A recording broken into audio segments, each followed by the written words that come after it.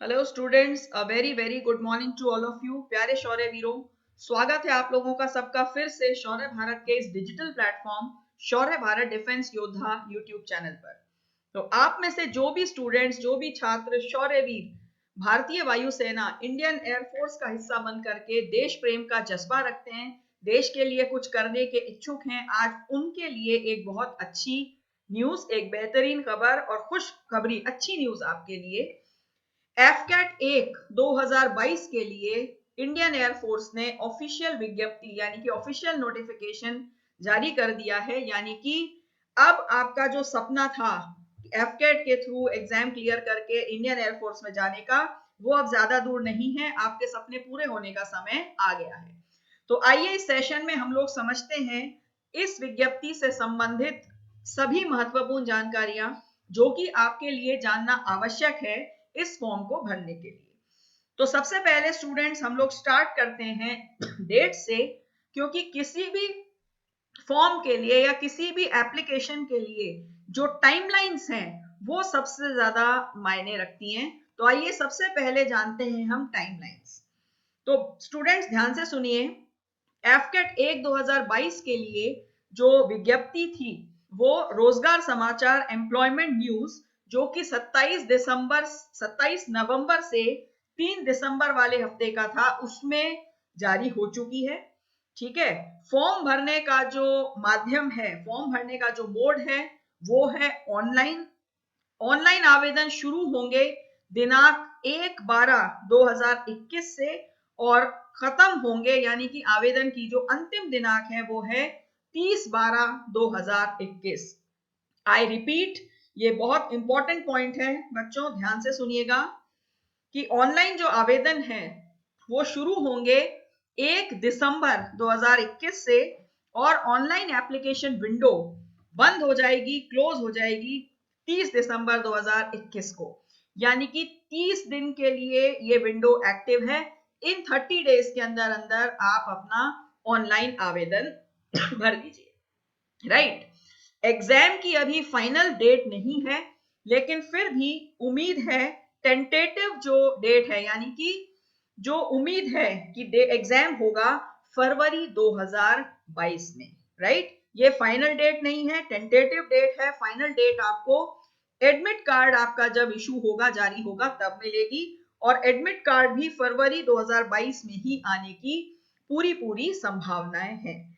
तो ध्यान रखिएगा स्टूडेंट्स, ये दोनों जो डेट्स मैंने आपको बताई हैं, एडमिट कार्ड की और एग्जाम की, ये संभावित टेंटेटिव डेट्स हैं। फाइनल डेट्स आपको फरवरी के फर्स्ट वीक में ही पता लगेगी। राइट।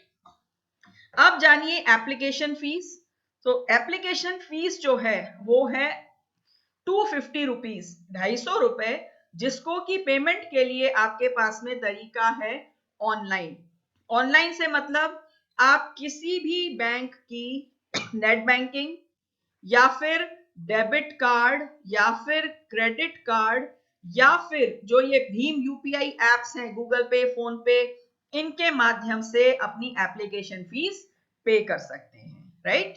चलिए आगे बढ़ते हैं। अब जानते हैं एज से संबंधित जो क्राइटेरिया है उसके बारे में।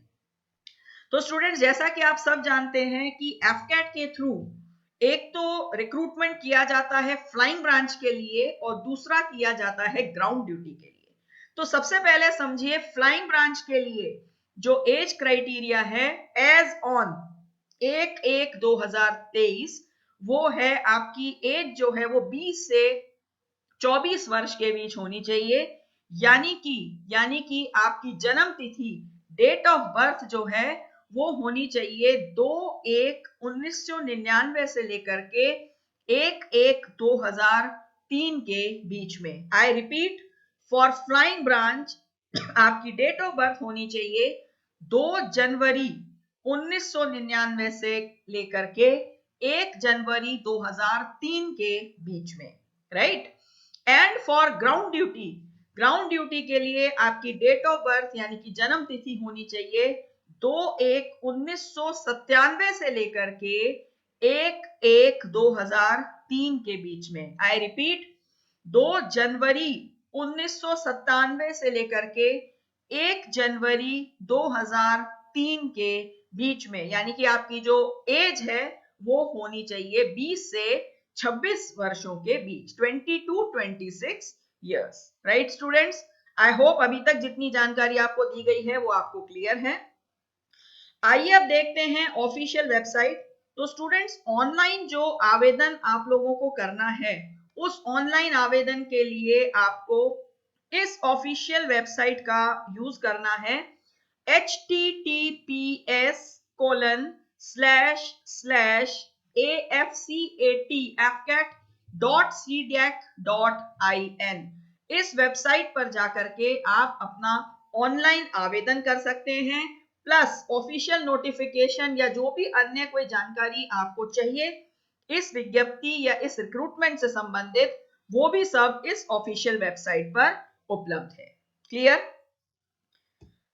अब समझते हैं एलिजिबिलिटी क्राइटेरिया के बारे में, यानी कि जो पात्रता है या योग्यता है जो आवश्यक है इस भर्ती के लिए, उसके बारे में आइए हम लोग समझते हैं।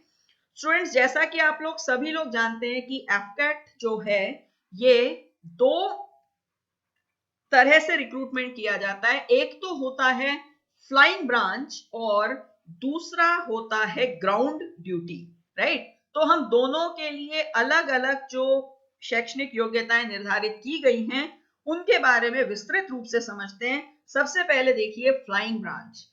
फ्लाइंग ब्रांच में यदि आप जाने के इच्छुक हैं तो आपकी जो एजुकेशनल क्वालिफिकेशन यानी कि शैक्षणिक योग्यता होनी चाहिए वो होनी चाहिए बैचलर्स डिग्री, यानी कि स्नातक की डिग्री, और किसी भी स्ट्रीम में हो, लेकिन बशर्ते कि आपके पास में 10+2 लेवल या बी या बीटेक के कोर्स के दौरान फिजिक्स और मैथमेटिक्स सब्जेक्ट्स रहे हों, राइट? ये इंपॉर्टेंट पॉइंट है। Bachelors degree in any stream with physics and mathematics eight 10+2 level या बीई या BTech course.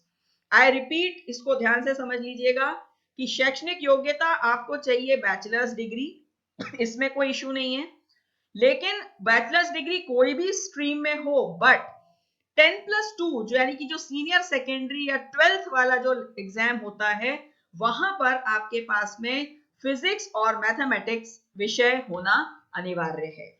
I hope I am clear, और कोई भी चीज यदि क्लियर नहीं है तो ऑफिशियल नोटिफिकेशन को आप रेफर कर भी सकते हैं, राइट? अब आइए समझते हैं ग्राउंड ड्यूटी के बारे में। अब ग्राउंड ड्यूटी में भी दो फील्ड्स होते हैं, एक होता है टेक्निकल फील्ड और दूसरा होता है नॉन टेक्निकल फील्ड। तो पहले हम समझ रहे हैं टेक्निकल जो फील्ड है उससे संबंधित एलिजिबिलिटी कंडीशंस यानी कि योग्यताएं। सबसे पहले देखिए, यदि एरोनॉटिकल इंजीनियरिंग इलेक्ट्रॉनिक्स के लिए आप आवेदन करना चाहते हैं तो क्या एलिजिबिलिटी है, ध्यान से सुनिएगा।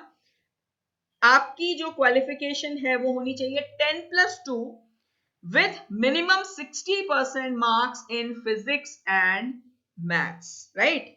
10+2 जिसमें कि मिनिमम 60% मार्क्स होने चाहिए फिजिक्स और मैथ्स में, प्लस इसके साथ में 4 ईयर का जो इंजीनियरिंग का डिग्री कोर्स होता है वो, यानी कि जो बीई बीटेक इंजीनियरिंग के कोर्सेज होते हैं वो, और 10+2 में फिजिक्स और मैथ्स में कम से कम 60% अंक। क्लियर? दूसरी बात करते हैं एरोनॉटिकल इंजीनियरिंग मैकेनिकल के लिए। तो यहां पर भी आपकी जो शैक्षणिक योग्यता है वो 10+2 में 60% मार्क्स होना अनिवार्य है फिजिक्स और मैथ्स में, और साथ ही आपके पास में 4 इयर्स की जो इंजीनियरिंग की डिग्री होती है बीई या बीटेक वो होना अनिवार्य है। आइए अब समझते हैं जो ground duty non technical field है, यानी कि जो टेक्निकल से अलग हटके है, उसके लिए क्या आवश्यक शैक्षणिक योग्यताएं हैं।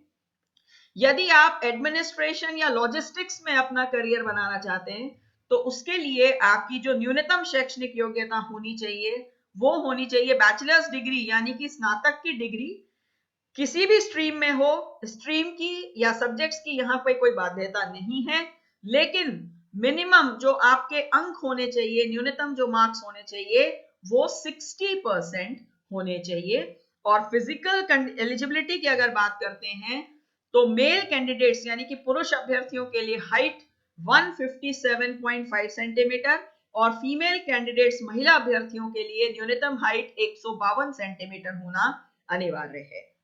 यदि आप अकाउंट्स के क्षेत्र में अपना करियर बनाना चाहते हैं तो आपको न्यूनतम एक बैचलर्स डिग्री चाहिए कॉमर्स में, यानी कि बीकॉम की डिग्री, ठीक है, और न्यूनतम 60% अंक होना, 60% मार्क्स होना अनिवार्य है। क्योंकि अकाउंट्स के लिए पोस्ट है तो जाहिर सी बात है आपके पास में कॉमर्स की डिग्री होना अनिवार्य है, और यहां पर आपसे मांगा गया है न्यूनतम बीकॉम की डिग्री, बैचलर्स डिग्री कॉमर्स में, ठीक है, 60% अंकों के साथ में। एंड फिजिकल जो एलिजिबिलिटी है वो सेम है। हाइट पुरुष अभ्यर्थियों के लिए 157.5 सेंटीमीटर एंड फीमेल कैंडिडेट्स के लिए न्यूनतम मिनिमम हाइट 152 सेंटीमीटर, राइट। यदि आप एजुकेशन के फील्ड में अपना करियर बनाना चाहते हैं तो आपके जो शैक्षणिक योग्यता आवश्यक है वो है MBA यानी कि master of business administration, MCA यानी कि master in computer applications, MA master of arts या MSc मास्टर ऑफ साइंस की डिग्री, और यहां पर न्यूनतम जो मार्क्स आवश्यक हैं वो हैं 50% अंक। यानी कि यदि आपके पास में ये डिग्रियां हैं इनमें से कोई भी और आपके 50% अंक हैं तो आप एजुकेशन के क्षेत्र में अपना करियर बनाने के लिए बिल्कुल सर्वश्रेष्ठ हैं, फिट है, राइट। एंड फिजिकल क्राइटेरिया यहां पर भी सेम है, मेल 157.5 सेंटीमीटर और फीमेल के लिए 152 सेंटीमीटर, राइट। एंड मीटियोरोलॉजी में करियर बनाने के लिए आपको आवश्यक है मास्टर्स डिग्री किसी भी मान्यता प्राप्त यूनिवर्सिटी से और कोई भी स्ट्रीम से, यहां पर सब्जेक्ट्स की बाध्यता नहीं है।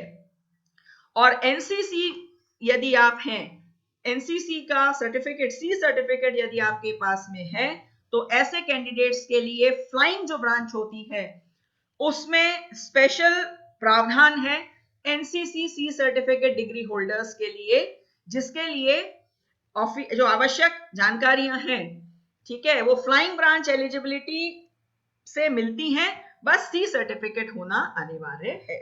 तो NCC air wing senior division C certificate होना अनिवार्य है। बाकी जो क्राइटेरिया है वो एज पर flying branch eligibility clear cut mention है। सो स्टूडेंट्स, आई होप इस पोस्ट से या इस रिक्रूटमेंट ड्राइव से संबंधित जितनी भी आवश्यक जानकारियां हैं मैंने आपको दी हैं। अन्य किसी भी जानकारी के लिए आप ऑफिशियल वेबसाइट fcat.cdac.in पर विजिट कर सकते हैं। वहां पर सभी आवश्यक जानकारियां, डिटेल्ड विस्तृत जानकारियां उपलब्ध हैं।